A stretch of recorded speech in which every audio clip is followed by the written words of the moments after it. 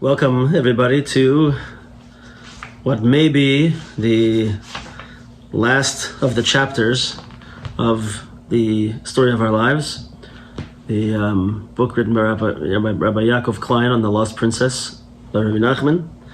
We're going to finish up today a little bit of the last chapter, which was chapter, I guess, 19. Chapter 20. And then we'll go on to chapter 21 and see where it takes us. If we finish this time, good. And if not, so we'll have another one. It's all okay. I'm not at home today. I'm visiting once again Muncie, and I'm here in the house of Elokus Weinberg, one of our longtime students. And Mitzvah Hashem, let's get to it. So just to go back to last week before we read the new part for today. Last week we found ourselves that the viceroy met the third giant, and this giant is called the Baal HaRuchos. He's in charge. He's the master of all of the winds, the ruachs, right? And the Baal HaRuchos called all the winds of the world and said to them, "Have any of you seen the mountain castle of pearls on the mountain of gold?" And all the winds said no. And so once again, this giant said to the viceroy, "See, everything that you've been told is shtus, is foolishness." And then at the last minute, they see another ruach, a little wind comes at the end and says, "Oh, here I am." And the giant says, "Where have you been? I just called all the winds. You're supposed to come." And this last minute wind says, "Oh, I'm sorry. I was detained because I was carrying a princess to a marble palace on a golden mountain." And he was very happy. That's where we left off. And just a couple of things before we get to the new chapter. So first of all, this giant, this Baal HaRuchos, right? There's a couple of interesting things that we can learn from here. A couple of things, chidushim from Rabbi Weinberger on this. So first of all, I want everybody to think for a second. We're going through a process over here. There's three giants. And these three giants represent a certain aspect of a search that we may be going through, that some of us may have experienced, right? And certainly, if anyone has been in the yeshiva system, this is going to make a lot of sense. The first giant that we encounter, this can all represent our trajectory and our path in trying to get close to Hashem, in trying to find the princess. Maybe we started off and we were in a place where it was the represented by the giant who was the master of all of the chayos. Right? The chayos are the animals that are on the ground, the lower level. Maybe we were in a place where it was just a certain type of revealed Torah. And we learned Gemara, and we learned Chumash, and it was Geshmak. And, we learned the Gemara commentaries, and maybe if we were lucky, a little bit of Musar. Right? And we found that wasn't enough. And that big giant at that place carrying the tree of Torah said, "What are you talking about? This is all there is. What you're looking for is not right. What you're looking for is foolishness, is silliness. Don't go there." And we kept going. And we pushed forward and we said, no. I know that there's something more. I know that there's something else there. I know there's a princess and I'm going to find her. So we went a few more years in the desert and we found the next giant. The next giant was the master of the birds. The birds are a little bit less attached to the ground, right? And they're maybe a little higher. So maybe we started dabbling in some other things. Maybe someone said, "Oh, check out Derech Hashem by the Ramchal." Maybe check out, oh, you know what? Have you heard of Rav Dessler? Rav Dessler, he talks about some very, very special high Torah. Rav Dessler, by the way, who was the Mashgiach of the Panovich Yeshiva in Yerushalayim, in Eretz Yisrael, he actually learned with Hasidim, and a lot of the content that he brings is from Hasidus, but it's written in a way that it can be disguised to fit into the non-Hasidic system, right? So Rav Dessler kind of really represents an opening to the world of the princess, right? So maybe this is what we saw. And it took us a little farther, and we started to see a little bit of light. And we went to that Baal HaOfos, the master of the birds, the big leader at that time. We said, I'm looking for, this is great. Everything you're saying is good. And I'm very excited about all this Torah. It's fantastic, and it's wonderful. And it's inspiring, and it's great. But I'm looking for the princess. I'm looking for something even more, and something deeper, and something that's going to give my whole life meaning and purpose, a deep connection. And that big giant at that moment said to us, what you're looking for is shtus. It's silliness. It doesn't exist. But we said, no, it's got to be. There has to be something. I know it's there. And he said to us, okay, all right. I see that you're stubborn. I don't agree with you, but I see that you're stubborn. So maybe you should go and you should go see this other rabbi. See what he says to you. And then we went to another place. And this place, we saw someone, we were taught Chassidus, Kabbalah, everything, the deep stuff. And we saw a new light. And we saw amazing things. And maybe we saw the Tanya. Maybe we saw the Sichos of the Lubavitcher Rebbe. Maybe we saw the Bilvavi Mishkan Evne. Maybe we started to get into some other deep Torah. Maybe even some Kabbalah, awesome, amazing stuff. And it was deep. And we saw a bigger light coming out. Right? But in that world, it still wasn't totally in the heart. It still wasn't reaching that place. It still wasn't taking us to where we know it's supposed to be. And unfortunately, whether we like it or not, you can have someone who can learn the books of Chassidus, can learn the books of Kabbalah, but they still don't put it in. It doesn't become part of their lives. They don't live it. And so we were there in that place, and we said, it's still not quite enough. I'm looking for the princess. And I know it's more than this. And I know it's going to be a light inside me, and it's going to be the most amazing things, and I know it exists. And this giant said to us once again, I don't think so. But nonetheless, I'm going to help you. Because this giant is more in tune with what we're looking for. And so he calls all the winds, all of the ruchos, all of the spirituality, and everything. And he can show you, here, look, this is the Zohar says this, the Zohar says that, the Leshem says this, and I'll quote everything and show you. But it's still not inside. It's not there yet. Until we have to cry and say, it has to be. I know that something is there. And at the last minute, this one little wind that he didn't quite see yet comes late to the story. And this one last little ruach says, oh, I'm sorry I'm late. I was carrying a princess to a palace of pearls on a mountain of gold. So that little ruach, the last minute, shows us the princess. That is Rabbi Nachman. That last ruach is the ruach of Rabbi Nachman. And he's the last thing that, like we keep saying over and over again, that in these times that we find ourselves in, when it's so hard and we're mamish at the end, and everything is difficult, and spirituality is hard to find, and life is so difficult. It's this ruach of Rabbi Nachman that is waking us all up, that is showing us, you know what, you were right. There is such a thing. There is a princess, and you're going to find the princess. And this is taka what Rabbi Nachman says in the story of the lost princess. He says, you know what, you were always looking for the princess. At the very beginning of the book, he says, you know what, there is a princess. You know what else? You're going to find the lost princess. It's going to happen.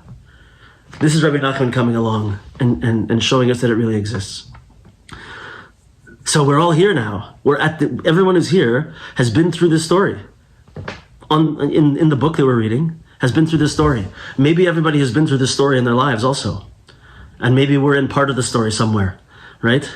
But whatever it was, Rabbi Nachman came and woke us up and gave us something. And now he's telling us also, we're going to get to the princess at the end. It's going to happen. We see something totally amazing by this giant also that I love. I love this concept. So the story says, after the wind comes, the story says, "V'samach me'od," that he was very happy, right? So we talked about this last week a little bit. Who was happy? It doesn't say who was happy. And in fact, many of the commentators, the Breslov Mashpim, say really it's the giant who's happy.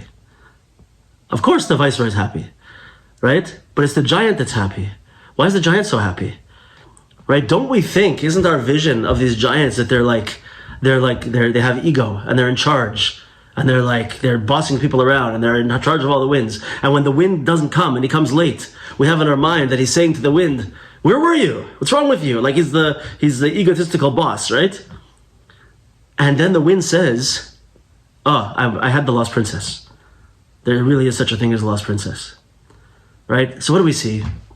We see that this big giant, who was a Baal Ruches, who was into all this deeper Torah, had a lot of responsibility and a lot of weight. He was the master of all the Ruches, and he thought that he was at the top. Right? He didn't think there was anything higher than him. He's got it all. He knows all of the answers. He knows all of the Torah. He can tell someone that what they're looking for is doesn't exist because he knows it all. He's at the top. So sometimes when someone has such a feeling and they feel like everything is up to them and they're in charge of everything and whatever's going to happen in my life, I have to do it. It's all up to me. It can be very, very difficult. And sometimes when we get a glimpse like this giant got, and all of a sudden he's shown clearly and he gets to see, oh really, you know what, there's something above you didn't realize. It's not all on you. He was so happy to be able to say, wow, everything that I learned, everything that I was going through, it really was for something.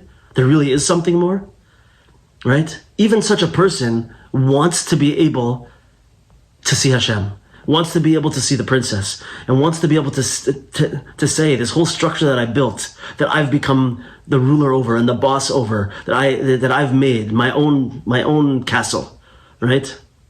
I'm really not the king. And there is a real king and there is a real palace. And the giant is only too happy to admit that and to see that. And I think it's a fantastic lesson for us because sometimes we do this in our own lives. And we build up our own castles where we think we're in charge. And when we think we're in charge, everything's up to us and we get very stressed about, is this going to be right? Is this going to be right? I have to do this. I have to do this. And this person certainly can't do it. And this person certainly can't do it. And so I'm not even going to let them try. I have to do it. Right? And we just think that everything is done by us and we can take care of everything. Not only is it a bad expression of ego, but it's tremendously stressful.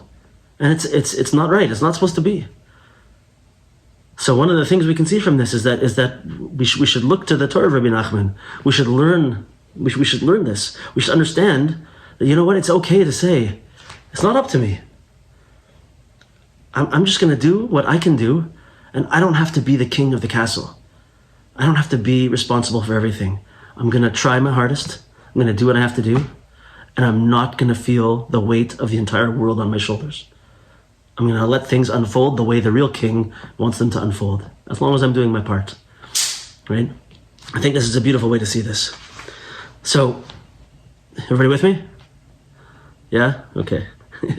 So the next part is one of the most important lessons of the last chapter, before we get on to the last chapter, to the final chapter. And it's titled, "The Journey is the Destination." So, Shmuel, let me know if you want to jump in here at all in this part, wherever you want. So he starts off by pointing out something very interesting. And that is that it seems very coincidental that the princess comes now, happens to be at the exact time when he approaches the Baal HaRuchos, the master of winds. Right at this time, the princess is happens to be just have been taken to this, so now to the palace. So now the wind comes right back exactly at that time. Wasn't it years ago? years and years and years ago, when she was going from the palace of the Sitra Achra, and being taken to this mountain? How is it that only now she's getting to the mountain? Right? What happened on the journey? So Rabbi Klein explains like this. He says, it's not a coincidence. Why? It's such a beautiful way to understand this.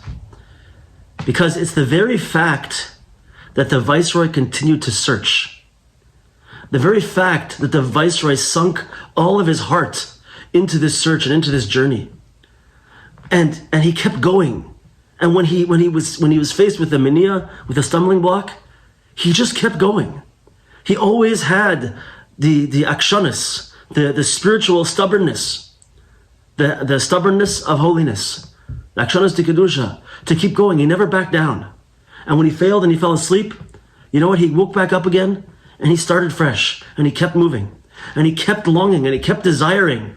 And each time he did that, his desire for the princess grew even stronger and stronger and stronger and stronger until he gets to the final place where he's standing in front of the person who knows all of the deepest secrets of Torah in the world, the master of all ruach, of all ruchnius.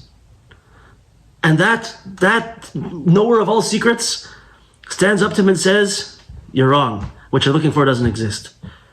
And with such powerful desire and such powerful commitment and azus de kedusha, brazenness, he stands up and says, "You're wrong.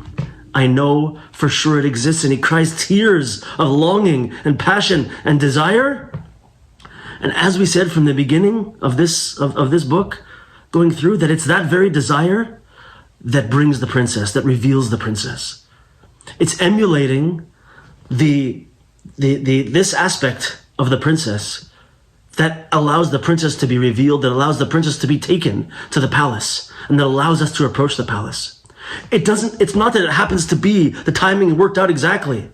It's because of the tremendous power and desire and passion and longing and yearning that he's displaying now that she gets to the palace. And that the wind comes and tells him. Right? What does that tell us? It's not even about getting to the palace. It's not about finding the end goal. It's about being on that journey and building up the desire and building up the longing and the passion and the connection and doing everything we can. The journey itself is transformed into something of tremendous meaning and connection and building and growth, right? We get to see the princess and where the princess is going specifically because of the journey. The journey itself is valuable. What an unbelievable idea. So Rabbi Klein brings on page 363 this idea from Reb Nassan, a famous Talmudic edict, right? Which says, if someone says, Yagatu matzasi, tamin.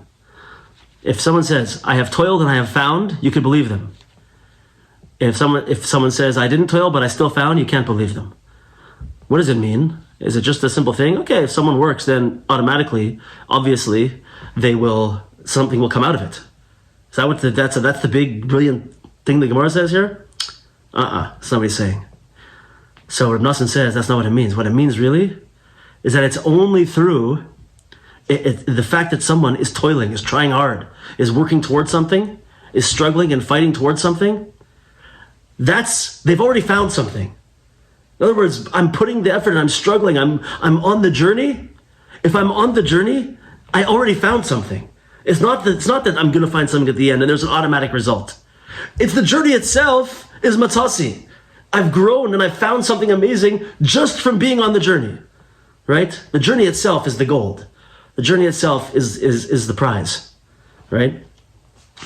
Totally amazing. He brings also from I was going to say Rav Viktor Frankl, but from Viktor Frankl in Man's Search for Meaning, fantastic book. It's not a religious book in a certain sense, but so Viktor Frankl was a Holocaust survivor, and wrote this unbelievable book. It's good reading for anybody. And over there, he has a theory that he brings up. That is that people we think that we're supposed to be. In our life, we're supposed to achieve comfort. We're supposed to achieve the ability to relax. right? And just to achieve a level of homeostasis. I'm just steady state, right? And he says that's actually the worst thing for a person, and that a person actually needs tension in their life. They need to be looking for something, searching for meaning. That's why the book is called Man's Search for Meaning. Only when a person has this tension that he's struggling in his life, striving in their life to find something of meaning, that makes a person psychologically well balanced and healthy. Right? Meaning, he's saying in not so many words, exactly what Rabbi Nachman is saying. That the journey itself, the search for meaning, the search for the princess, in and of itself, is what makes me into who I am. Without even getting to the end. Right? The end is the same thing as the beginning. In a certain sense. For the most part. We'll get to the end and we'll see it's not exactly quite like that, but pretty much. Pretty much.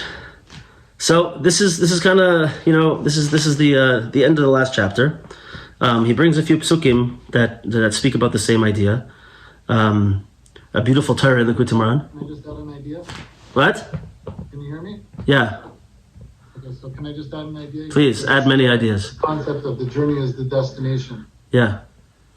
So Rav Klein brings elsewhere, he brings from Rav Tzadok and Pri Tzadok, he brings, it's actually very apropos. So we're holding now in the 9 days. It's going to be, maybe it won't be, but if things stay status quo, it's going to be Tisha B'Av this coming Shabbos and then pushed off till Sunday.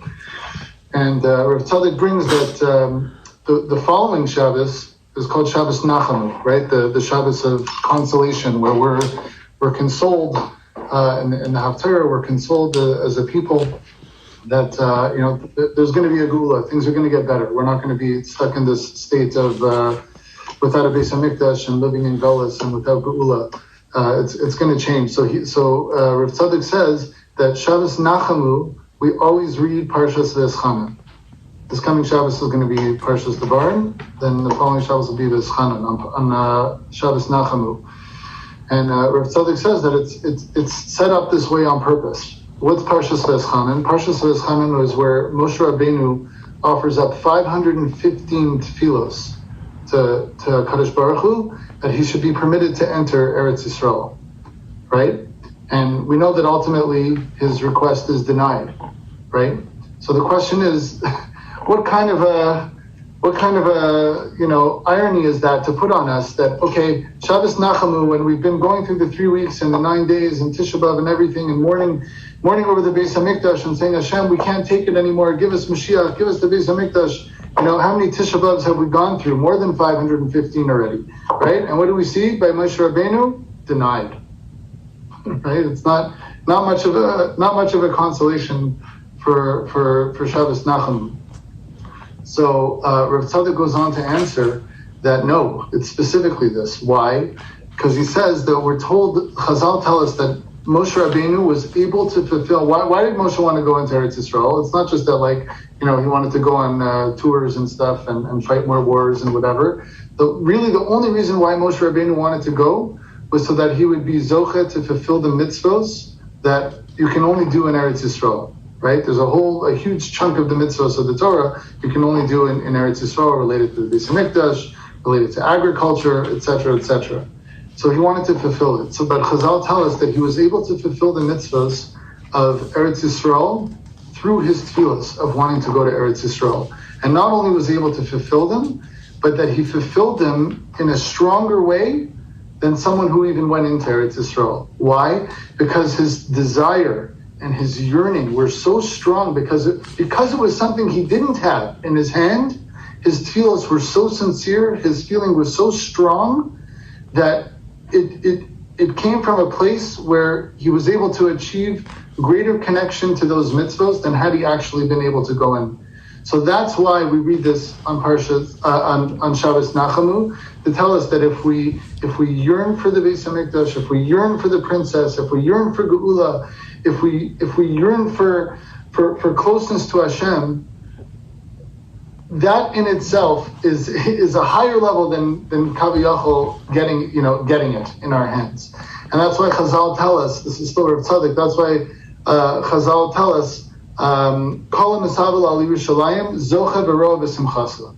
Anybody who mourns over Yerushalayim and the destruction of the Beis Hamikdash, they're zocha to see it in its happiness, witness its joy.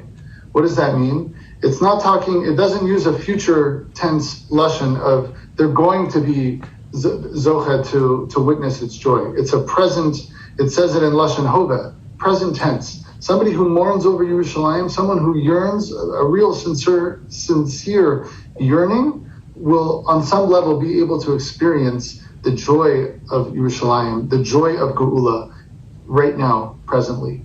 And we know that there were tzaddikim, there's stories about the Chavetz Chaim using a language like this, there's stories about Reb Nassan using language like this, where they say that for them, Geula already came. It's as if it came. How did it come?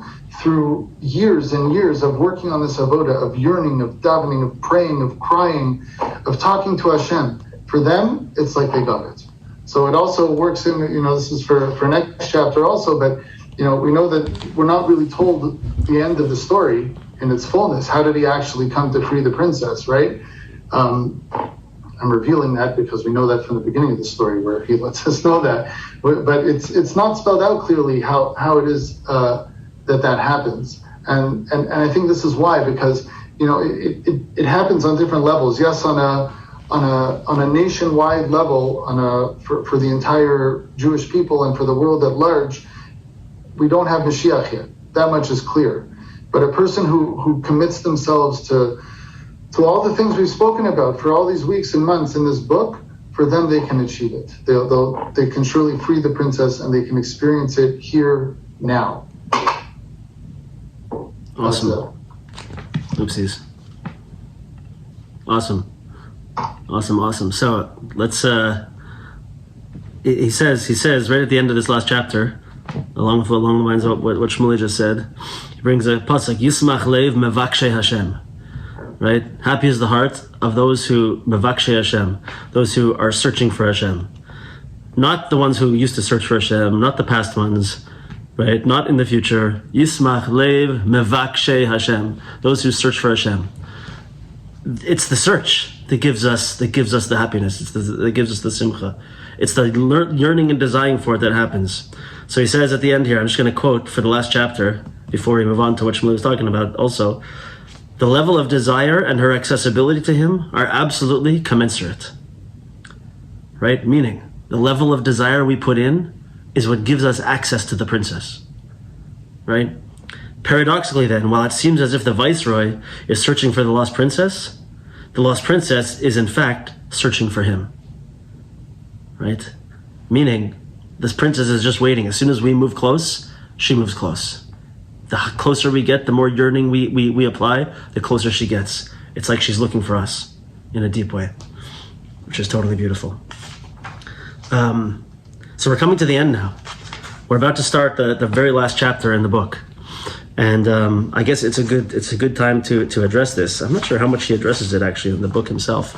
But so Shmuley mentioned, Rabbi Nachman seems to be, I'm saying this like as a joke, but he seems to be a terrible storyteller, chas v'shalom, right? At the beginning, he told us what the end is going to be, right? He said, and he finds her, and he found her, right? You're supposed to leave us in suspense. You don't tell us the end at the beginning of the story, right? And then at the end of the story, he doesn't really tell us how it ends. He leaves us hanging. He doesn't leave us with the happy ending story that everyone wants to hear, right?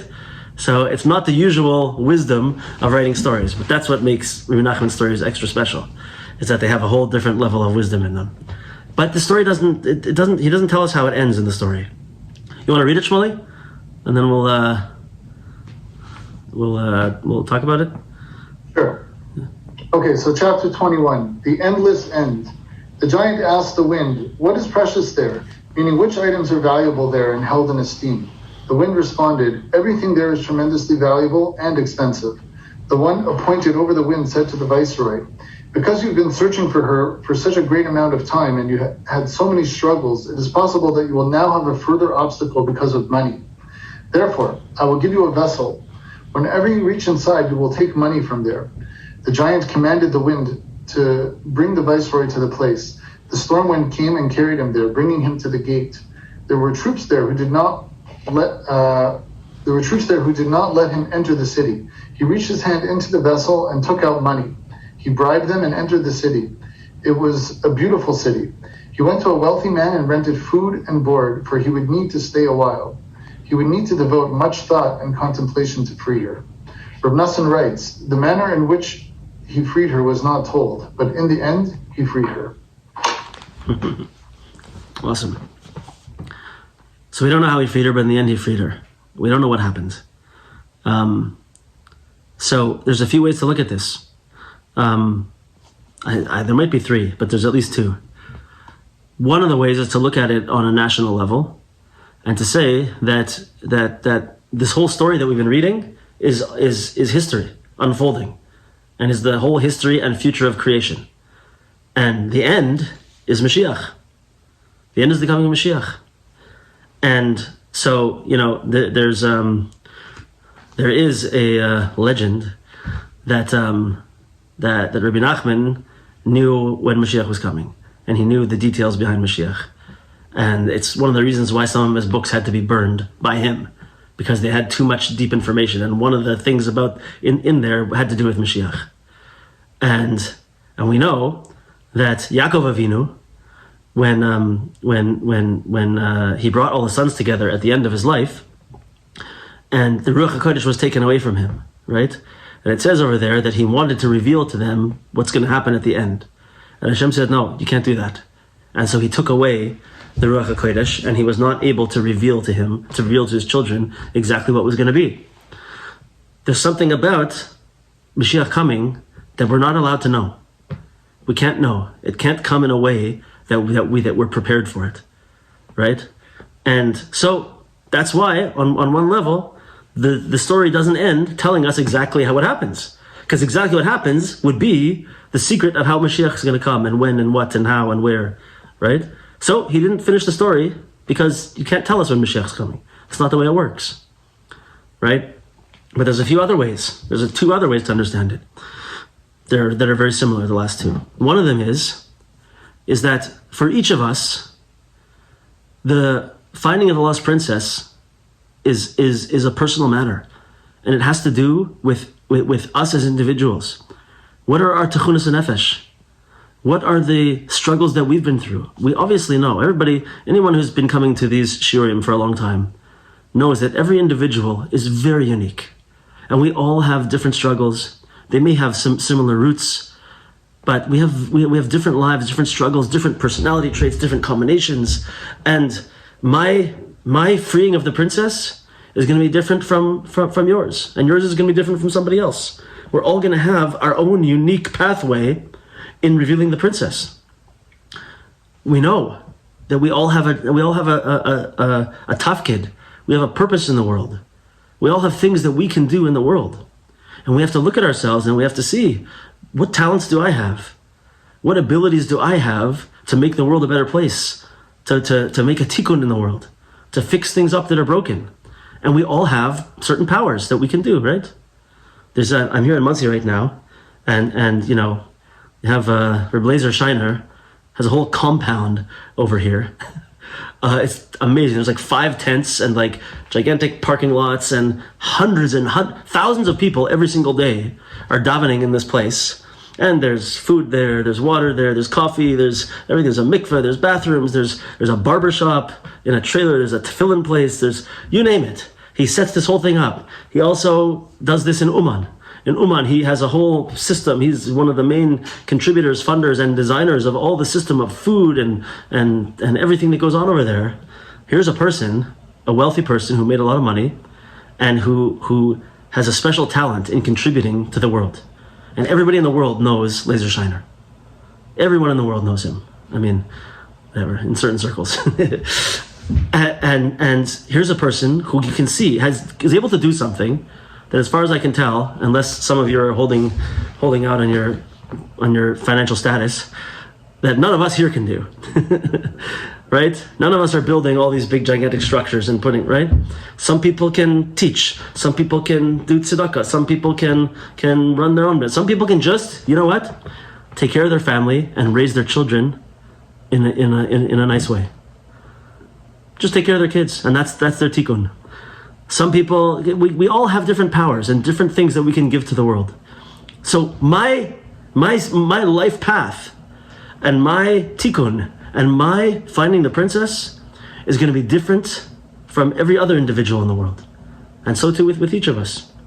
That's another reason why there can't be an end to the story specifically, because we have to write it ourselves. We have to finish the story and write it ourselves, right? And the third way is, which I didn't see anyone really actually speak out so well except for Shmuley, who said it over so nicely, if I'm understanding what he said, right? Which I think is also is very, very beautiful way, is that the story can end because it's not about the end, really, right? This quote, this thing that Shmuley quoted, that's been like a big thing between Shmuley and us over the years. At first I didn't like it, and then I did like it, and then whatever. This that Reb Nosson said after he met Rabbi Nachman and started being connected to Rabbi Nachman, he said, for me, Mashiach already came. I'm already living in Geula. Right? This is kind of the message of the Lost Princess, really. Is that when a person really starts to connect to what the journey is all about, and really actually starts developing princess consciousness, right? Then it becomes just about now. It becomes just about the current moment, and my ability to be connected to the princess now. I can live a life of Gan Eden already if I'm connected like this. You know, we said a few times in the last few weeks, Rav Arush and the Garden of Amunah keeps coming up in our shiurim, but he remember he said he called the Gan HaEmunah because after a person develops powerful Emunah, life is like Gan Eden compared to what it used to be. When someone is connected on a deep level like this, wow, it doesn't matter how the story ends anymore. It doesn't matter, because right now is all that matters. I don't care what happens at the end. Like Reb Nosson, Mashiach already came. It doesn't matter. So this can segue us into the first section of the last chapter, which is a world of absolute value, right? The viceroy, the giant asked, what's valuable over there? And the wind responded, everything is tremendously valuable over there and expensive. So what does this mean? Like most things, there's a couple ways to understand this. One of the ways, and this is the way that Rabbi Klein explains it also over here. The first way is, like we explained earlier, is the retroactive perspective, the retrospect, right? View of realizing that everything that happened up until now, everything in my life that I used to be so upset about, and I used to be so angry about, and it was so hard for me to go through this. Why did that person have to betray me? Why did I have to get divorced? Why did I have to, whatever the stories are, right? All those things that we thought were the worst things that ever happened to us, we look back and we say, wow, those were all gold. That's the golden mountain, right? As we explained many times. That's the golden mountain. So from this place now, when you get there, when you get to the place where the princess is, and you're in the realm, I'll call it, of the pearl palace on the mountain of gold, in that place, in that consciousness, let's call it, right? Everything is valuable. Everything that happened throughout my whole life that led me to there, I now see the value of it. I see it as being tremendously valuable, and he says like expensive, I see it as priceless. Because all those things are how I got now to this princess consciousness, right? It's okay that I call it as a man princess consciousness, right? I'm looking for princess consciousness. I want to be, right? Okay. That's the first way. The second way, I'm not sure if this is how he says it. Yeah, so it's sort of Rabbi Yaakov's number 2. I have a little slightly different way to understand it, but it's basically the same thing. That is like this. Once we achieve this state of princess consciousness, so now we look around the world and we see every single moment as being of the biggest value. Everything that we come in contact with, every person we come in contact with, we see as a tremendous opportunity, a tremendous value. If we're always in the mode of dvekis, if we're always conscious of Hashem in the world, and we're in this very spiritually attenuated state, so now just walking down the street and seeing a tree already sends me into a tremendous connection to HaKadosh Baruch Hu. And I'm able to see a tree, and I'm able to think of all the spiritual things that correspond to a tree. And all of the Hishtalshelus Ha'olamis, all of the system of Kabbalah is called the Eitz HaChaim. And I can see how a tree is rooted in the ground and is reaching up to the sky while still remaining grounded. And that a tree takes in the light of the sun and turns it into fruit, and drinks the water of the earth and turns it into fruit. And I can learn all these lessons. I can just see a tree and have a tremendous connection to it. I can meet a person. Drives me insane, I'm telling you. I don't know what it is. Seems Badavka with Jews are like this often. That if you're out somewhere, you're in a mall somewhere, I don't know, like wherever you are, and you walk by another Jew, it's like almost they're afraid to like acknowledge you, like each other. Like they don't want to. Of course, I try to say hi to everyone I can, and to nudge them into at least a smile, maybe a conversation if we can, right? But do you ever have this? You start talking to someone, and all of a sudden, you everything opens up, and you start to all of a sudden see this person, and see their personality, see a little bit of their soul coming through, right? How could you cast that moment aside and just continue on in narrow vision without thinking that there's a neshama walking by me today, right? I went today, interestingly, for a business meeting in a wine shop here in Monsey, and I go to talk to meet this person. My friend introduced me to him, and at first it starts he's a business guy, he doesn't have too much, whatever, and anyway, we start talking, and so I start to make friends with the person. And we start to talk a little bit more, and he ends up being such a sweet person, and we start to make a connection. And now we have a different relationship, a different connection. I connected to another soul, as opposed to just having a quiet, business-like conversation. Maybe I should have more business conversations, but but every moment could be this.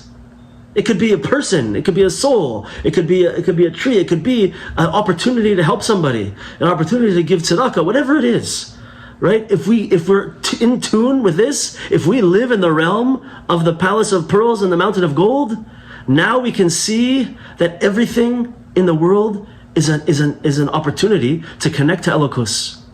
And really, that's ultimately what the revealing of the Shekhinah is. The Shekhinah means, the divine presence means being able to reveal and show where godliness opens up and is revealed as being the true essence of everything. Right? So if I look at a person when I'm meeting them and say, you know what, I'm not going to look at this person as if they're just a bag of flesh and bones. I'm about to talk to another soul. Right? I'm allowing myself to see godliness in the world. And I'm allowing that soul to open up to me. And so too with everything. Everything, every moment, every place, every time, every person, everything is absolutely valuable and was only put and created in the world so that I can do something with it and that I can connect to Hashem with it. Otherwise, it wouldn't be here.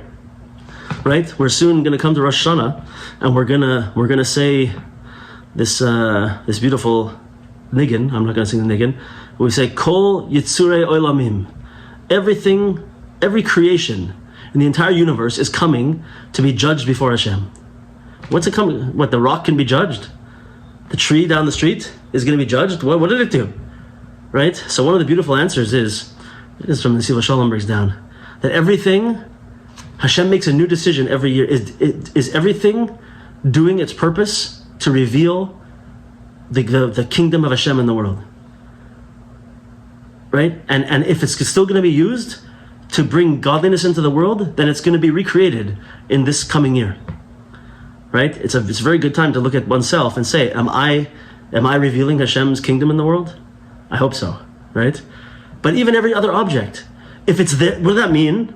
That means that if it's there, and if you come across it, it's meant to be there. And Hashem is meant to be revealed through everything we come in contact with. Right? So this is the consciousness of everything is valuable and everything has value. Wow. You with me, Shmuley? Yep. Yeah. And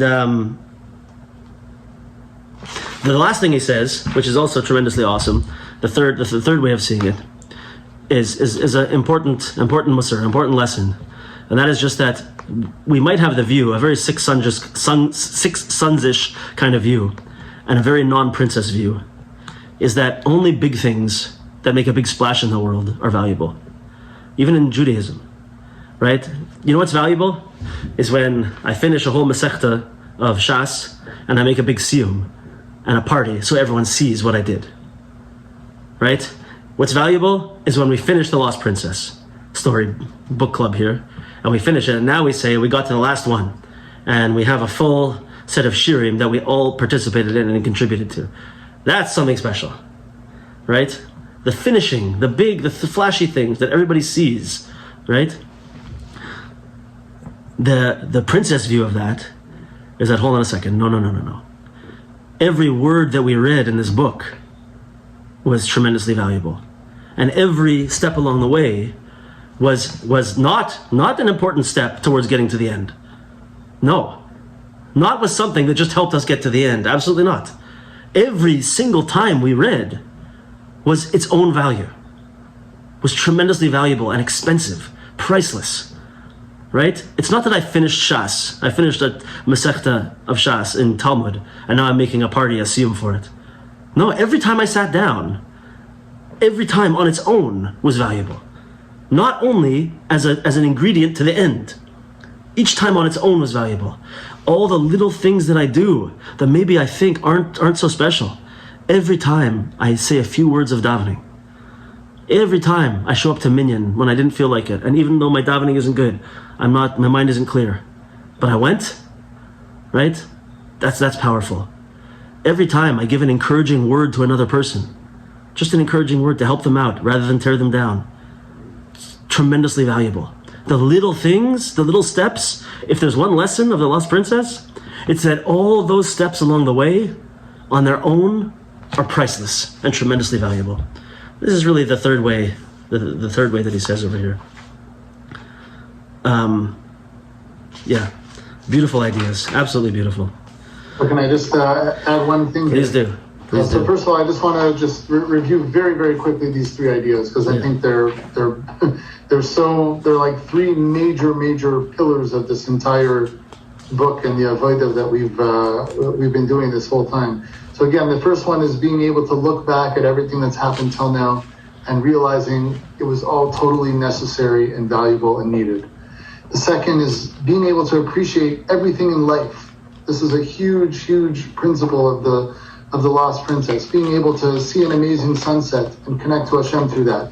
Being able to sit down with a delicious donut and say, wow, this good feeling I'm having right now from this donut is so valuable. I'm connecting to the goodness that Hashem is bestowing upon me in the fact that I can taste this goodness and feel this way. Everything is valuable, right? Everyone you meet, like the rabbi said, I'm not going to spend more time on it. And the third one is again that in avodas Hashem, every mitzvah, everything that we're able to do, right? The second one was things that we experience that come to us that we're able to observe and experience. The third one is every mitzvah that we're able to do is tremendously valuable. And when we do the mitzvahs with that in mind, we're going to experience them with tremendous joy and pleasure as well, obviously. One other thing I wanted to add to this that I think really sums up all three in a way, and the rabbi started touching on this a little bit, is the power of now. What is right now? Living in the moment, living with now. Not, yes, what happened in the past was difficult, but it was totally necessary. What's going to happen in the future? We don't even know how the princess gets saved, but we know we're going to get there. What do we have? We have now. So I heard quoted in the name of the Lubavitcher Rebbe, he said that we need to be able, we know that when it comes to Chumash and Gemara and Lashon Chazal, we're able to darshan, we're able to figure out every word. We can figure out the gematrias of the word and why it was this word and not that word. And there's meaning to everything, right? That's what we're saying. There's meaning. Everything is tremendously valuable. So the Rebbe said that we even need to do that with other languages. That every language that's come into the world, there's no made-up languages that didn't come from Hashem. Any thought that goes into the head of any person originates with Hashem. So that means that all languages have tremendous value. So the Rebbe gave an example. He said in the English language, the word now, how would you spell that using Hebrew letters? He says you would spell it Nun Aleph Vav. Now, that's how you would spell now in English if you were to use Hebrew letters. Nun Aleph Vav is gematria 57. What is 57? 57 is the two names of Hashem, Kel and Yud Ke Vav Ke. Okay, Kel and Yud Ke Vav Ke. What are those names? So the name Kel is that represents the what's called in Kabbalah the Olam HaYetzira, which represents the world of emotions, the world of the six suns. It's the world of the six suns, the six spheres of Chesed, Gvura, Tiferes, and Netzach, Hod, Yesod. That's what the name Kel. Each of the levels, each of the four worlds has a certain name that corresponds to it, and that world is the name is Kel for the emotions of the six suns. Yud Ke Vav Ke is the highest name of Hashem that we have. Rabbi, I'm not sure, is it also connected the world of Malchus? The last Hey is usually, but but the name as a whole is that Keser? Not that I'm aware of. Yeah, I don't think it's I'm not sure. So what's Yud Ke Vav Ke? Yeah, well, I think it's Atzilus as far as I know, but depends on what cheshbon you're looking at. But right. Okay. Yeah. Anyway, in general, the name Yud Ke Vav Ke is the more all-encompassing name of Hashem. It's definitely the male, the more male aspect of Hashem, the mashpia, the influencing name of Hashem that really permeates all of existence. So what is Kel Hashem? Kel Yud Ke Vav Ke? That's the power of now.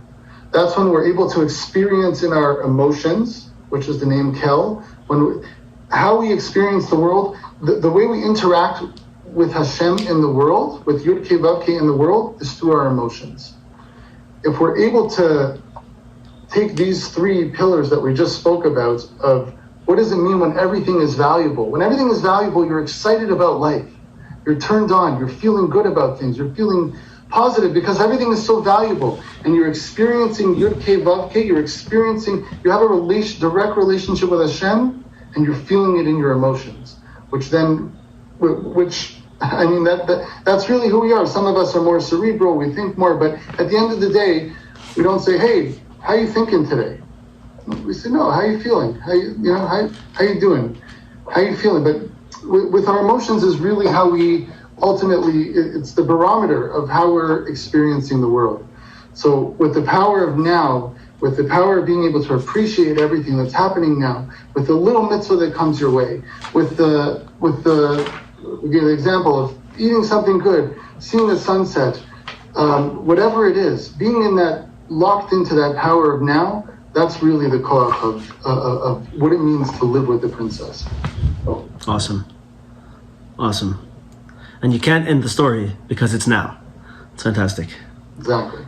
So beautiful. So the next thing that Rabbi Klein brings in his sectioning off is called the vessel of bitachon. So it's interesting. The way that some of the other mashpiyim learn this is a little bit different. But so the giant gives him a gift. Says here's a bag, and you're going to have a problem with money over here maybe. So here's a bag. Every time you put your hand in there, you'll find the money that you need, right? So one of the ways to understand this, which is not the way he says it, but we'll go into the way he says it right away, is that the word kesef, right? What's kesef? That's the word we use for money. But kesef is also from the same root as kisufin, desire, longing. And one of the ways to understand this is that once we get there, once we're now so close to the princess and it's all been built up from our desire, we're going to be able to, whatever challenge we face, we're going to right away have access to such a level of desire, of kisufin, that we're going to be able to always move ahead and always move forward. We've learned the lesson, sort of. We've become experts in kisufin, in desire, and always directing our heart and our desire in the right way, that we have now a storehouse, and we can live in this world of desire in this way. And how do we do it, right? We by aiming our desire in the right place, right? If we desire connections, we desire enrichment, we desire meaning, we desire Hashem, we desire the princess, right? Our life is going to take a certain way. We're going to be able to get into that place, no problem. And we're going to be able to bribe the guards and get through everything, right? But if our desires are for gashmis, are for relaxing, are for just money, are for new cars and fancy clothes and fancy makeup and the latest phone and the latest this and latest that and all these things, and to, right, then my desires are in the wrong place, and I'm not going to be successful here. The guards won't let me in, right? It's important to know as we get to this place. Do you remember in the beginning when the viceroy went to the first palace, the palace of the Sitra Achra? There were guards at the door. Do you remember what happened then? He went straight in. They didn't stop him, right? Not only that, he could go anywhere he wanted in the castle. Such is the world of the Sitra Achra, of the other side. We can choose if we wanna go live our lives and only go after, physical desires and material desires. Do you want to be a tzaddik or do you want to be a rasha? If you want to be a rasha, it's very easy. They let you in. The Gemara says, that they open many doors for you. If you want to be a rasha, you can go. You'll find many people to take you along the way. You'll get the ability to do all these things that you want. Right? It's easy. But you want to be a tzaddik? Oh, now you need to be able to, you have to have a whole different chachma. The guards are going to stop you. They're going to frisk you. They're going to tell you, wait a second, where's your papers? And you're going to have to reach into that bag and pull out the right thing. So if we pull out at that point what our desires really are, and our desires are for Kedusha, or for the princess of HaKadosh Baruch Hu, we're going to be able to get through, right? So, interestingly, Rabbi Yaakov uses bitachon, trust in Hashem, as the defining feature of what he's pulling out of this bag, of what the money is. And he says like this, it all goes along very nicely together. So, what does bitachon mean? Really, bitachon is something that we have to employ in the present moment also. Yes, it has connections to the past and to the future, but bitachon is really the realization that whatever I have right now, whatever I'm experiencing right now, is given to me from Hashem and is meant for me, and it's only for my good. It's a hard level to achieve, and it's hard to live with. Sometimes people are struggling with very big difficulties. Money, spouses, children, or the lack of, or the fact that they have any of those. Right? Some people struggle because they don't have enough money. Other people struggle because they have too much money. Some people struggle because they're not married. Other people struggle because they are married. Some people struggle because they don't have children. Other people struggle because they do have children. Right? It sounds silly when I say it like that, but it's the truth. And it's very easy, whatever the situation is, to say, my life is terrible. Why do I have to experience this? Right? To just play that game. Bitachon means that I say, I'm not saying it's not difficult, but I know that this is from Hashem, I know that it's meant for me, and I know that it's for my ultimate good. And the more that we can strengthen our bitachon muscle, the more we can live in that realm, we are actually able to deal with those difficult times and come out more successful and be strong and be connected and see them with happiness. I know it sounds difficult and it's not for everybody in their current state necessarily. And it's certainly not for us always necessarily to tell people who are struggling, what's wrong with you? Don't you have bitachon? You're supposed to be happy right now. We have to be very sensitive, and it's not, but this is what it means when we're getting into the realm of the princess. Is this existence where I see clearly right now that what's happening to me, what I have, is meant for me and is for my good. And so the Chazal tell us, Ezehu Ashir, who's the wealthy person? We're talking about wealth here. What's the money? What's the currency in the lost princess realm? How are you rich? Hasamech b'chalkai. Someone who's happy with their chelik, with their portion. That's what this means. I see what I have, and I don't care what anybody else has. I don't care what someone else has. I don't care what's going on in other places. I don't care what I don't have. Whatever Hashem gave me right now, I'm happy with it. Because it's what I'm supposed to have. And just like when I meet people and I see the sunset, like Shmuel's saying, and I eat the donut, and whatever I'm doing, and I'm living now, realizing that Hashem is with me, everything is like this, right? So he brings this contrast between Esav and Yaakov. Esav said, when they had the famous meeting, right? Esav said, Yesh li Rav, I have a lot. And Yaakov said, Yesh li Kol. Everybody knows this word already, right? Yesh li Rav. Why did he say Yesh li Rav? Because he was a person who lived in the realm of the physical world. He lived in this, and not in the princess realm. And a person who lives in the physical world is always, doesn't matter how much we have, we're never satisfied, right? If we have, the famous Gemara says, a person who has 100, they want 200. We're always looking to see what else there is in the world. What else can I have? My physical desires and material possessions will never satisfy me. And of course, the famous thing we always say, we can't take them with us in the end, right? So that person is never really satisfied, is never really happy. There's always going to be, my shoes are going to wear out. I'm going to need new shoes. A new iPhone model is going to come out, right? Every single year. And someone's going to have to get, some people get them every single year. They can't hold themselves back, right? A new car is going to come. My car is going to get a little bit rusty or something, and I'm not going to be so happy. I have to get a new car. Some people do this with, never mind. So, you're never happy. You can only say at best, Yesh li Rav, I have a lot. But you can't say I have everything. On the contrary, someone who has bitachon and who knows that Hashem is always with them, and everything that Hashem gives is meant for me and is for my good, that person has everything. That's Yaakov Avinu, who can say, Yesh li Kol, I have everything. Everything. Because whatever I have right now is all I'm supposed to have. And that's what I'm supposed to do. And that's how I'm supposed to reveal HaKadosh Baruch Hu in the world.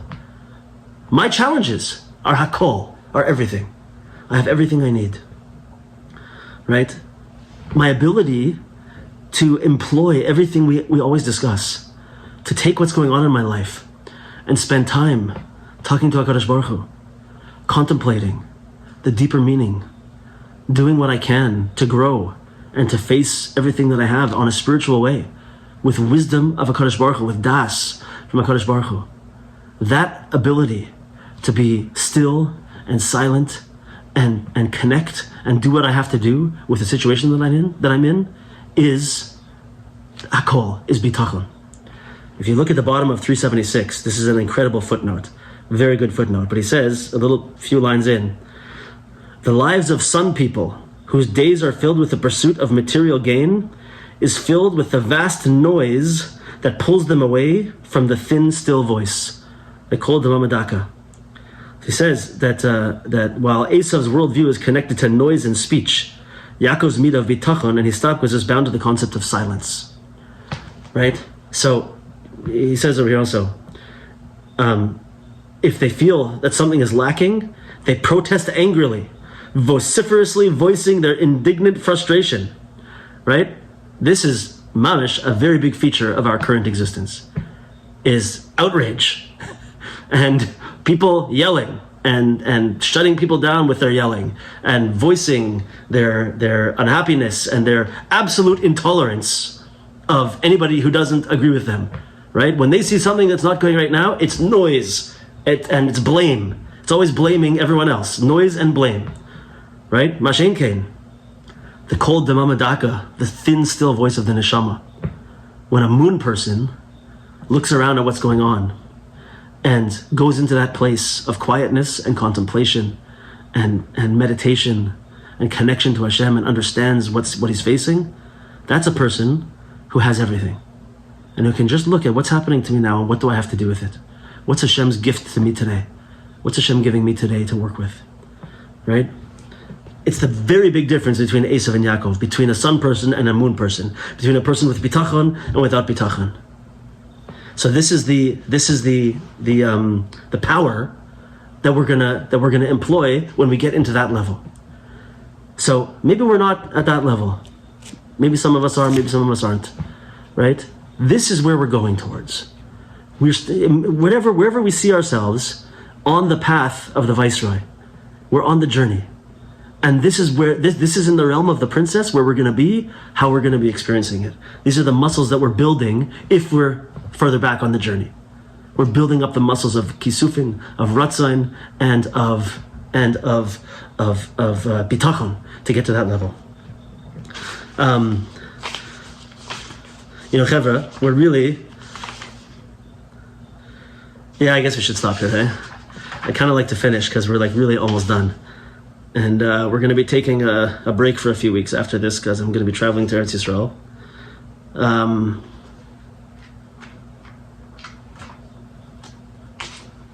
You know what? If nobody minds, not everybody has to stay. If you have to go somewhere good, I'm going to take an extra 10 minutes or so. And I think I want to make it to the end of this. We can come back and revisit it. But I don't want to stop with a few pages left at the last chapter. I'm going to keep going. If you have to go, don't worry. No one will be offended. Let's just see a little bit more, and we'll see where it takes us. Just for the record, we are planning to do, when Rav Gitzel Singh comes back, we'll definitely do at least one more shir, maybe to review the principles that we had at the end of every chapter, and maybe some of the other stuff at the end of the book. There's a couple of interesting things there we might want to look at. Yeah, I think we're going to do it in person, by the way, after Tisha B'Av, when I get back from Eretz Yisrael.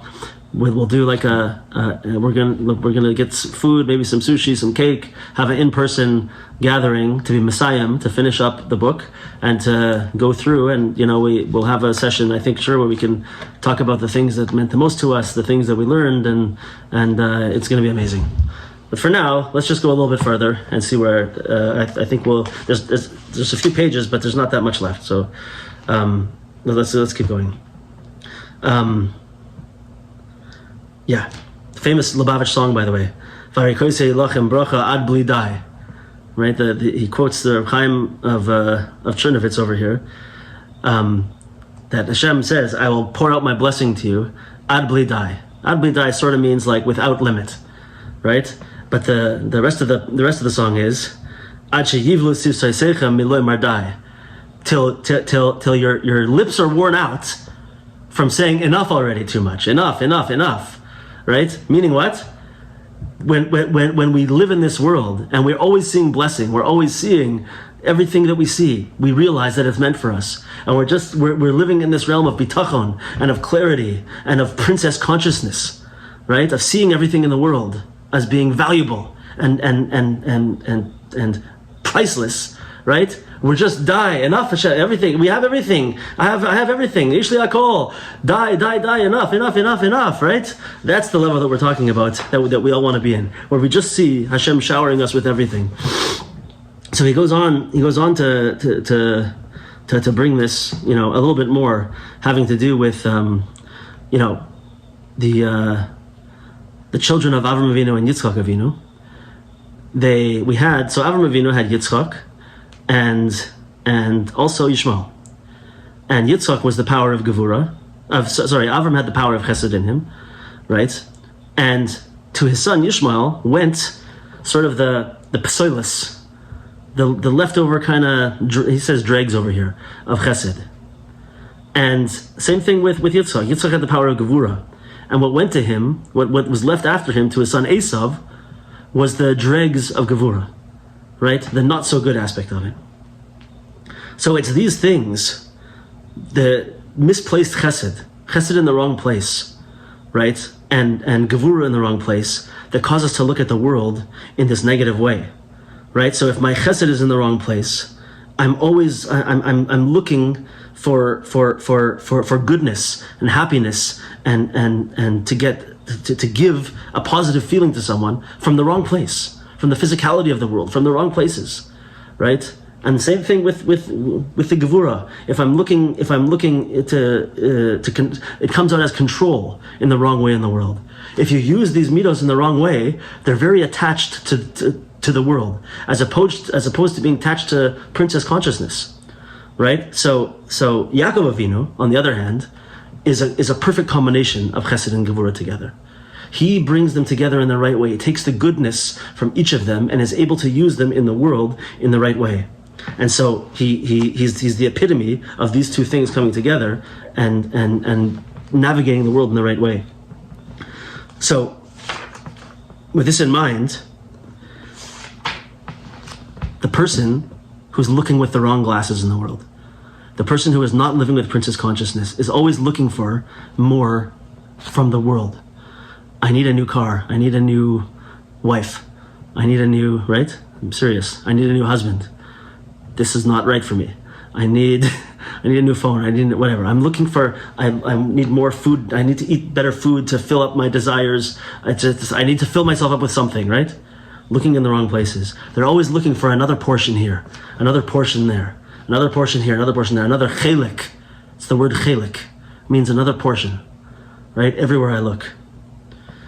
And what's the opposite of that, right? Is the person who's looking for a different chelik. Such an important, beautiful lesson. I'm not looking for a chelik over here and a chelik over there, another portion, another portion. A person who's always looking for the other chelik, the inside chelik, the chelik Elokai mimal, that portion of Hashem that makes up my essence. If I'm looking to reveal that, to find the princess in that part of me, to find where my deep connection is and my purpose is, and to look for that as my portion, now I'm samech b'chelkai. But it's chelkai means chelik shaloi. Do you hear? Samech b'chelkai doesn't just mean he's happy with what he has. He's not happy with the chelik, all the different chalakim, all the chelik I'm going to find with this cheesecake, and with this donut, and with this Tesla, and with this iPhone, right? That's not the chelik that's going to make me happy. You know what chelik is going to make me happy? Chelkai, the chelik shaloi. My chelik is the one that's going to make me happy. Only my chelik. What's my chelik? My chelik al-Kalimal, my actual soul, my deep connection to Hashem. So I think this is so awesome and so just incredible. When we're always looking for something, right? We're looking for our next portion, our next thing. Just look inside. You're looking for yourself. You're never going to be happy until you actually find yourself. Until you go deep down inside and you find who you are and you tear off those layers and all those fears and all of the things you built up over all the schmutz that you faced through your whole life. And you threw it aside. You found your inner child. You found your little princess or your prince, whoever you are, and you give him a big hug and opened up and said, I just want to connect to you. And you found that passion of youth, like when you were a little innocent kid. Remember, this is the whole point of the whole story. Is that we should find the passion of youth. The passion of youth is because we were just an innocent little neshama, and we saw the whole world with open eyes every day as opportunity. Everything had value, you know. Sometimes, right? And now we just want to find. We don't want to find our chelik somewhere else, in the shopping mall. We want to look and find chelik shaloi, my chelik, me. This is what we're looking for. So awesome. It says that there's a footnote here, footnote 20 on page 380, where it talks about Avram Avinu when Avram Avinu looked around at the world and he said, "There's something wrong here. This can't be what it's all about," right? And Hashem tells him, "Lech lecha," right, which is go for yourself, right? But so Rabbi Yaakov is saying here from the Mei Shilach, it means Lech lecha, go to yourself, go to your chelik. Which also, it's just occurring to me now, Lech Lecha, go to Lecha, to yourself, is also, it's the same letters as Kol. Go to your allness, Hakol, Yishi Hakol. If you feel you have everything, it's all within, it's all there already, you just need to go to yourself. Awesome. Then you feel like you have everything. Totally awesome. Totally awesome. So, he brings also from the Chacham and the Tam over here, a similar thing. So the story that Rabbi Nachman wrote, another one of the stories, maybe we'll do again in the future. In English, it's called, I think, the Sophisticate and the Simpleton, right? And the Sophisticate, the Chacham, everywhere he went, he was never happy because he was always looking for something outside of himself, right? So I'll just just to quote a few things over here. He had a trade that he learned, and he said, you know what? Maybe this trade that I learned that makes my parnasa, maybe it won't be worthwhile in the future. I'm going to learn another trade. So he became a gem cutter. Then he thought, maybe these two trades will go out of style. So I'm going to learn something that's always valuable. I'm going to learn medicine. So he went to university, and first to learn medicine, you have to learn Latin, and then he learned medicine and philosophy and everything. And he became such a goin that he was so wise that everyone that he saw was like nothing to him. He couldn't appreciate anybody. Listen to this last. I'm gonna read this out. Bottom of page 383. And he picked up and traveled home. He went home to try and find a wife, experiencing great afflictions on the way. Why? For on account of his sophistication, he didn't have anything in common with people with which to converse. Because of what he did to himself, he didn't have anything to connect to any other people about. He thought himself so high and so great, and went looking in all these other places to learn philosophy and science and medicine and everything, that he felt like he had no connection to anyone else. So he was lonely. He was so worldly and refined, he found no lodging up to his standards. Wherever he went, he wasn't happy with this hotel. He wasn't happy with the food at this restaurant. He wasn't happy anywhere he went. So what? So he felt constantly afflicted. This is the same person who's not looking for the right thing, who's not looking for the chelik inside, looking for a chelik outside. They're never going to be happy, never going to be satisfied. And the more they get higher and higher and higher, the more they become a foodie, right? And their interest and everything has to be just so perfect, whatever. The more they're just going to never be happy with whatever else there is like that around. Can you not be happy with a salami sandwich? No. No, that's what you eat? You're eating a salami sandwich? Oh, okay. I guess you're like a peasant compared to the latest foodie people who has to be, a pulled brisket or a seared tuna with, I don't know, whatever. Right? They're never happy, and they look down on everybody because the pleasure and the value is on everything outside. Every chelik in the world except for the chelik that's important, which is my chelik elikami mal. Right? Unbelievable. So, yeah. So he says over here, just a couple of words, interesting words over here. The Breslov and Mashriim teach that this vessel, the vessel we're talking about over here, is the vessel of bitachon. And it's interestingly, this thing that we said, yesh li kol, that Yaakov Avinu said, I have everything, which is this vision of bitachon, is actually the letters of it. The first letter of each one of those words, you put them together, it spells kli, vessel.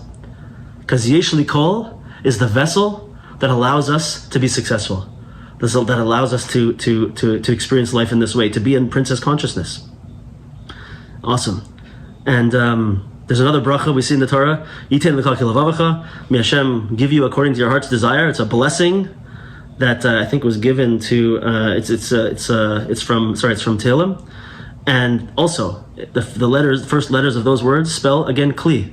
It's a vessel, right? So this aspect of wanting the right things, of the yesh li kol, of looking for the right things and being happy with the right things, is a vessel for receiving the light of Hashem and for connecting to the princess.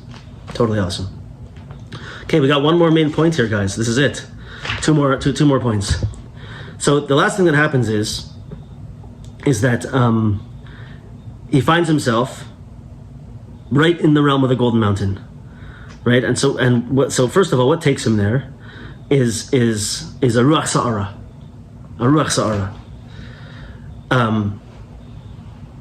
So ruach sa'ara, for those who don't know, is actually one of the names of one of the shalosh klipas tameas, one of the absolute forms of impurity in the world, and it's very striking that the last thing that takes him right to the place where he needs to be, takes him right into the realm of the Golden Mountain and the Pearl Palace, is a ruach sa'ara, right? So he says over here, in the deeper works, this term always refers to the forces of evil and impurity.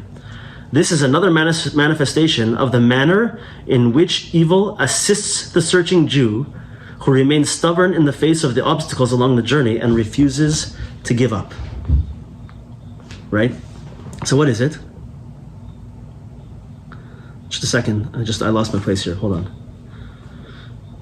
I think what he's referring to over here, if I remember correctly, yeah. So this is important also. I don't know exactly what to make of this, but we'll see. So he had to the trait of stubbornness, of brazenness, azus, and akshanis is almost universally considered a bad trait, right? Do you ever call someone stubborn in a good way? That person's really stubborn, right? That person is a real action. That person is really brazen. Whoa, brazen, right? Azay panim legehenim, the Gemara says. Someone who's brazen goes to Gehenna. It's usually not a good trait, right? But in a certain sense, it's those traits taken from the realm of evil and used for Kedusha that actually brought him here. It's the trait of Azus de Kedusha and Akshanus de Kedusha that actually brought him here, that were the things that sent him here. And we're going to see also, it's very interesting, what does he do now? He has everything, and now he from this place, he goes to visit a wealthy man. In this realm, he goes to visit a wealthy man. And he goes here, and over here, it says, Rabbi Nachman teaches that in order to fortify his bitachon, the viceroy goes to a gavir. He strengthens himself by holding on to the midah of Yaakov Avinu, who became a gavir lechov, through the understanding of satisfaction of whatever Hashem gave him. Right? So here, meaning he grabbed a hold of that midah. That's the midah of wealth, the midah of Yaakov Avinu, who was called the gavir. Right? This incredible midah of Yeshli Kol. I have everything that I need. I see that everything is for my journey. Everything is from Hashem to make me successful. Right? And what did he do? Here, Rabbi Nachman teaches that these two elements rejoin him at this stage: food and rest, thought and contemplation. Do you remember that earlier on in the story, he abandoned his horse and his servant? What were they referring to? They were referring to his body, or his, in a certain sense, his physicality, his bodily pleasures. And the servant was his seichel, his contemplation, his intellect, right? During that part of the story, earlier on in the growth pattern, and we experience this. Sometimes we have to let go. We have to say, you know what? I can't be together with my physical desires. I have to stop them. I have to really harness my taiva for achila, my desire to eat. I have to cut my body off, you know. And also, right now where I am, my intellect is not going to do it for me. I can't intellectually, I need inspiration. My intellect is not what's important. But now at this point, after all this time of growth, he's able to now take these things back. He's able to say, you know what, right now where I am, in order to move forward, I need food and rest, and I need to think. I need to contemplate.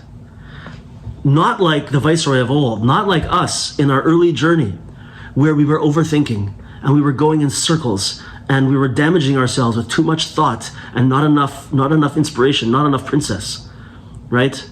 And where the physical desires were overtaking us, and right when we shouldn't, we took and we drank the wine and we ate the apple and we slept and we gave into all those physical desires, right? And we grew and we went and we left those behind, and we kept growing and growing and growing. And now at this place, I can bring those things back and use them in a holy way. This also is like the Ruach Sa'ara, the windstorm. The thing that seems like it's Tuma, like it's from the evil side, is taking us to where we need to be now. Those things that used to seem like something that was harmful to me, now can be integrated to me in a very positive way. So it's interesting, I was thinking about this, that in the Mesilas Yesharim, I think we've said this before, but it's levels. It's bringing from a brisa, written by the Tanaim of the Mishnah, like the holiest of holies. It's a ladder, how to go from here to Ruach HaKodesh, to divine inspiration, to prophecy, right? And one of the stages along the way is called precious, which means to separate oneself from physicality, and to limit eating and limit physical pleasure and limit sleep and just all these things. A few steps higher is the realm of Kedusha. And Kedusha means not like that. It means that I take the physicality and I use it in such a holy way that it's as if I'm the Kohen Gadol making korbanos in the temple.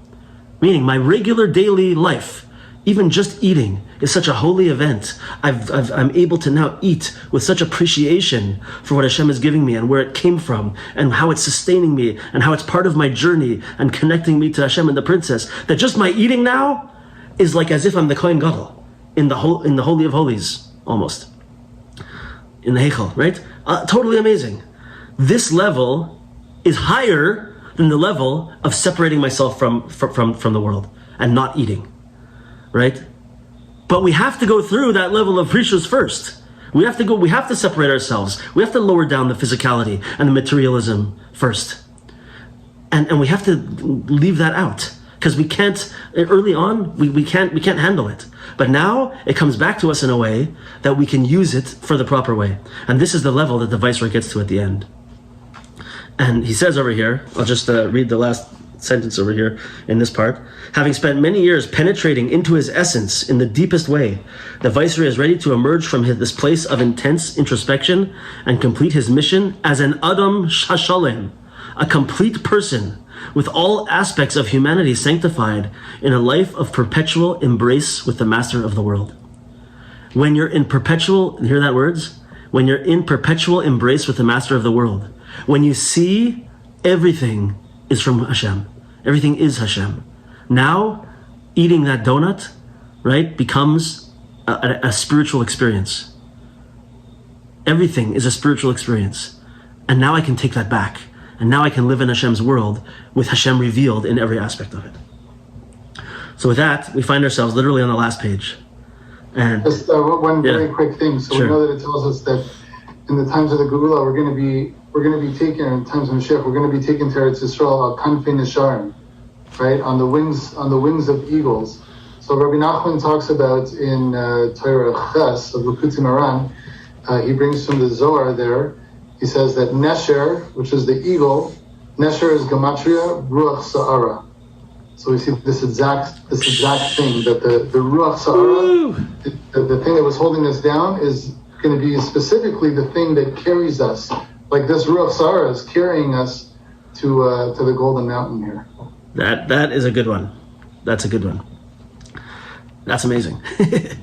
So with that, now we're on the very last page. And the last heading is the journey is still in progress. We happen to have covered this really at the beginning of this year today, but I want to read out just his last few sentences here because they're very sweet, and this will close our learning of this book for the first round. The ending is for each of us to tell. In the ever unfolding story of our brief foray on this remarkable planet, may Hashem bless us to utilize the awesome wisdom packed into this remarkable story to search for and simultaneously discover the lost princess of our lives. Bon voyage. To search for and simultaneously discover. The story doesn't end. The journey is the end, and the end is the journey. Amazing. So with that, I want to say thank you to everybody who's joined this shir, this group, from the very beginning now to pretty much to the end. I think, I'll tell you something, this is called the Breslov Book Club of Thornhill, right? And I was thinking to myself all day today, like, what book are we going to do next? And I think we almost shot ourselves in the foot a little bit, because I think this book is the top of the top. You know, this should be the last book. We should work up to this book, and this should be the climax of the book club, because it's like so incredible and so awesome. And so you know, we're gonna have to find another book to do. If anyone has suggestions of good Jewish books that have English also, that we can learn in this fashion, again, you know, going where we all read a chapter, then we come together and go over it. That'd be great. But what I want to tell you also, I'm speaking here in Muncie with people who are connected here and in Yerushalayim and everywhere.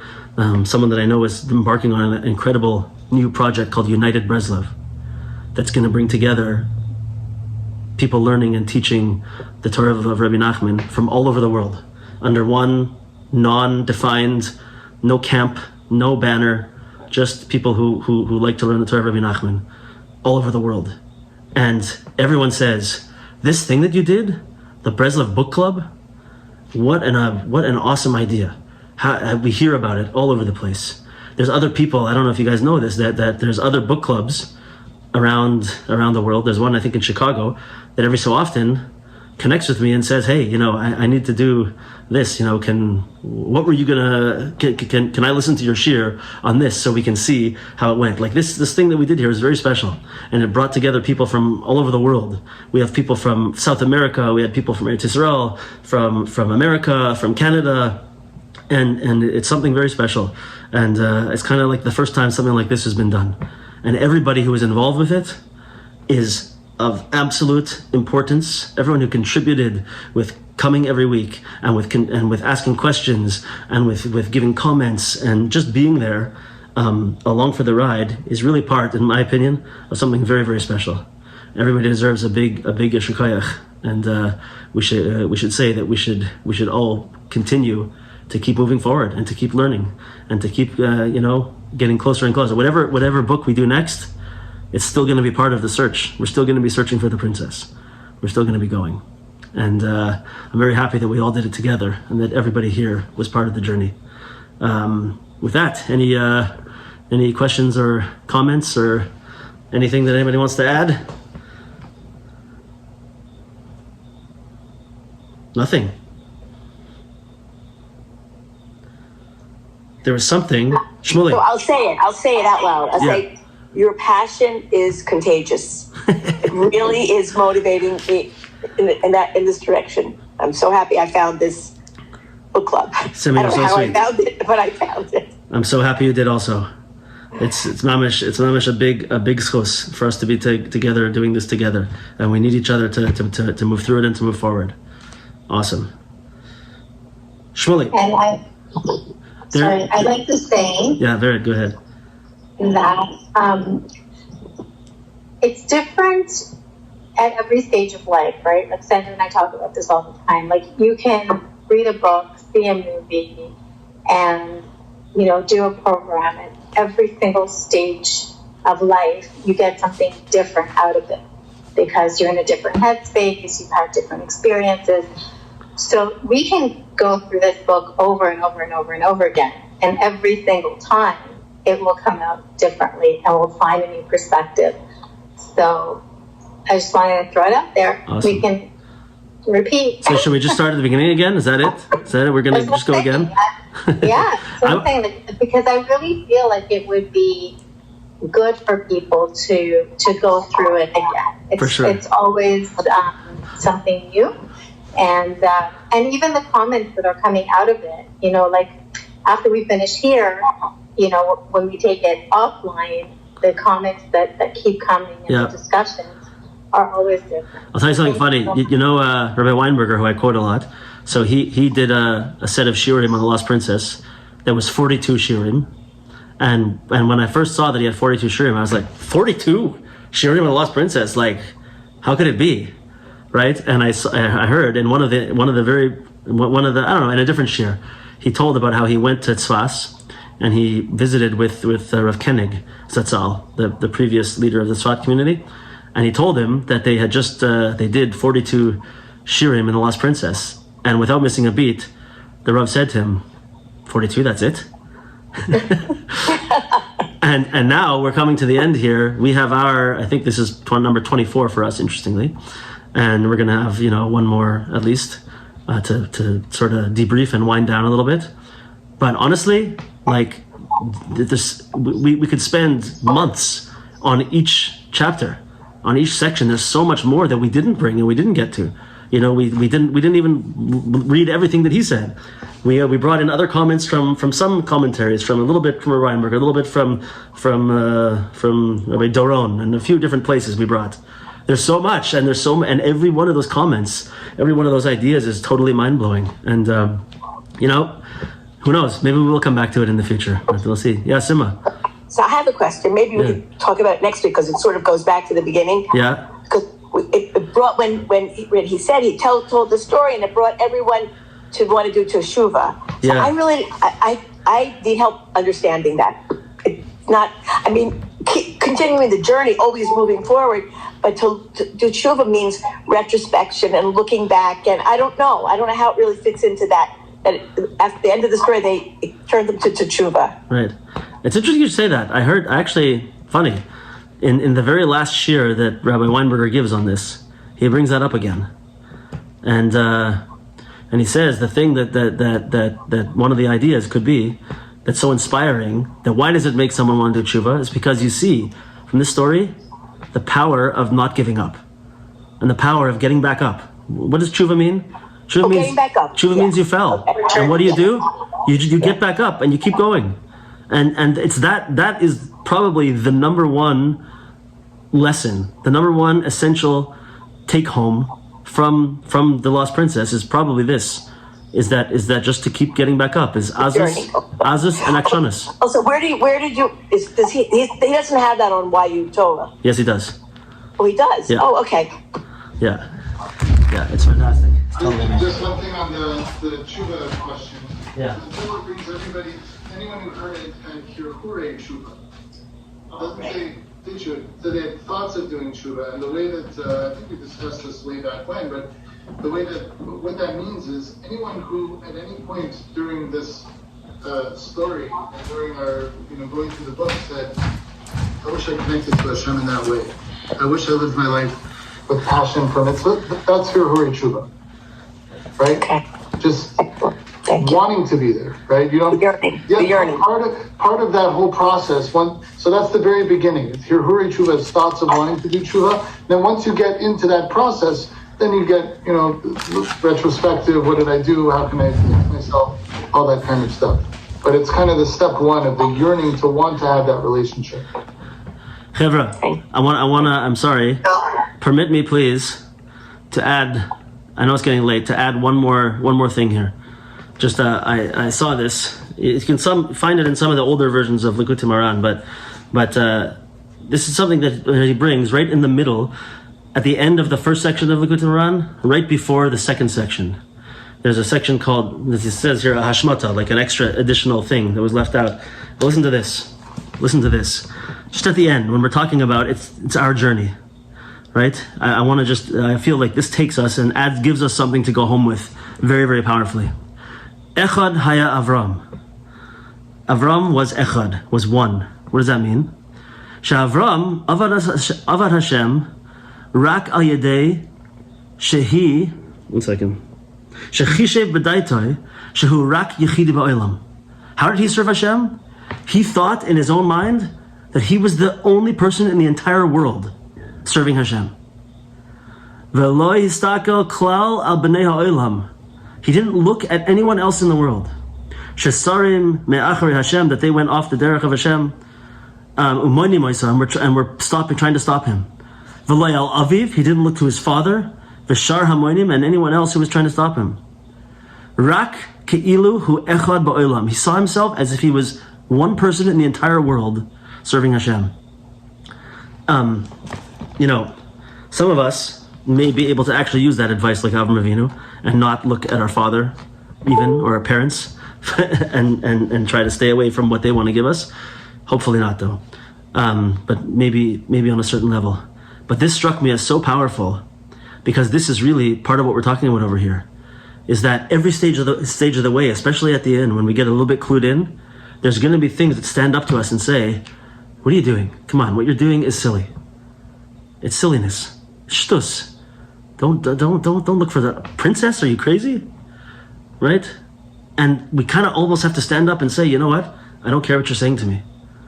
I'm not listening to you. I'm not listening to you. I'm not listening to the latest TV shows, the latest Marvel movies, whatever's popular. I'm not listening to the person who tells me that I only have to learn Gemara and nothing else. I'm not listening to the person who tells me that it's all fake and science is the only way to go. I'm not listening to anybody.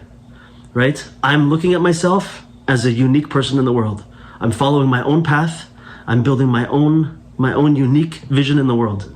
And that was what Avram Avinu did. Right? That's why Echad Haya Avram. And he was the only person in the world. And he was only looking for Hashem, who is Echad. Right?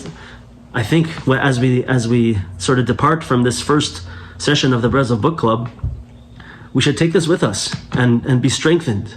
And know that wherever we go and whatever we're doing, we don't always have to fight and put it out there in everybody's face.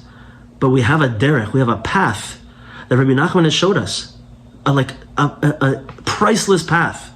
I can't believe that this story exists, and I can't believe the wisdom and the inspiration and the strength that it gives me to be able to keep going and to do what I have to do in the world. Right? I was saying to someone today, sometimes when I'm talking about the Lost Princess, I think I'm dreaming. I think I'm in this weird dream where some absolutely genius, incredibly connected rabbi while everybody else was writing their books, their serious books, he wrote a children's story, and that children's story was so inspiring and so laden with the secrets of the universe that it inspired and gave strength to everyone who read it. It almost seems like we're dreaming. This isn't real. It's so amazing. And so people look at it and say, what are you, crazy? Right? It's exactly what he's saying in the story is really what's happening in the world. So we should take it and we should remember, Echad Haya Avram. Every Jew owes everything they have to Avram Avinu. Right? Anyone who doesn't know their Hebrew name is called a Ben or Bat Avram. Why? Because he's the father of the Jewish people. Everything we have is from him. Why? Because he's the one who was Echad. He went against everyone else in the world and did what he knew was the right thing to do and followed HaKadosh Baruch Hu. Echad Haya Avram. Right? So we got to take what we have here, and we have to always remember. We should do it, by the way, with tact. We don't have to go and shove it in people's faces and say you're wrong, I'm right, and start fights. We don't have to go to our parents and say I disagree with you. Why did you send me to this yeshiva? Why didn't you give me this stuff? Why didn't you raise me like this? No. We move forward, right? But we move forward on our own path with the strength and wisdom that we've developed throughout this whole book. Mirza Hashem. And we have to really thank Rabbi Klein. Oh yeah. I mean, this is an amazing compilation. How he put it together, amazing. Totally amazing. Poetry. Totally Right. Unbelievable. He said, by the way, earlier on that he wanted to do a session with us, and it was hard to put it together because of the time difference. But in Mirza Hashem, I think we're gonna try also after our wind-up session. You know, the next one we do, or maybe it'll be that one also, that he's going to come on board. It'll have to be around noon or something like that, and we'll do a wind-up session with him as well, in Mirza Hashem. Isn't he moving to England? Yeah, I think it's the same time zone difference. Okay, it is? Or maybe 1 hour difference? Is it 1 hour different? I mean, it's 5 hours later than us, so 2 hours difference. different than From Israel. Israel, yeah. Well, so that'll make it a little easier. Okay. Anyway, anyone else want to say? We're already late here. We can go as long as you guys want. So, anybody else wants to? It's Yaakov. Yeah, Yaakov, what do you got? I just want to gratefully acknowledge the work that you and Reb Shmuley have put into this book. I learned a lot. I continue my path, and I just want to thank you both. Yes. Amazing. Oh man. Agreed. Sandra, what do you got?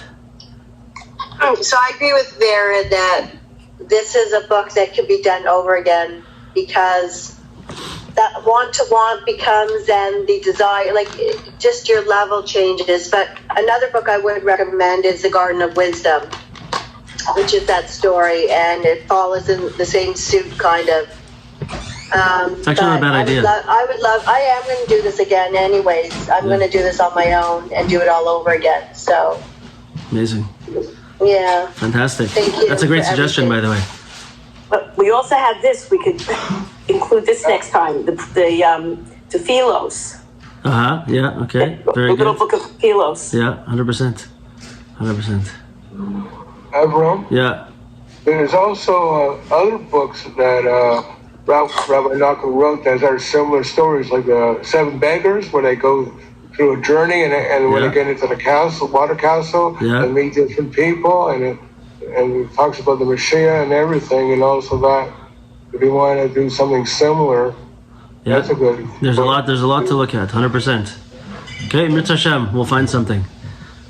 Anyway, we'll come together again, Mirza Hashem, after Tisha B'Av, hopefully in Yerushalayim, after the Yontiv of Tisha B'Av, we'll come together, and we'll go forward. We'll move forward together. Thank you to everybody again. Thank you so much, everyone. I would Thank you, Rabbi Bram. Thank you, Rav Shmuley. Thank you. All the best. Okay.